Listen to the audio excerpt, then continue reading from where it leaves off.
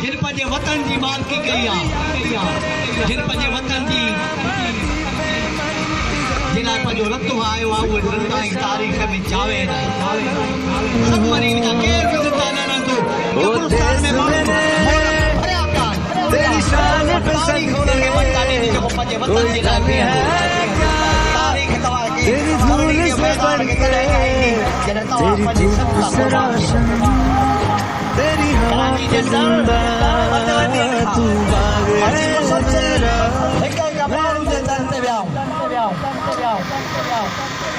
ऐं हुनखे गुज़ारिश कई जी मां अचो सिंध जे लाइ निकिरो। ऐं मां इन सूरत हाल खे ॾुखारो न आहियां, मां अॼु ख़ुशि आहियां। तव्हां यकीन कयो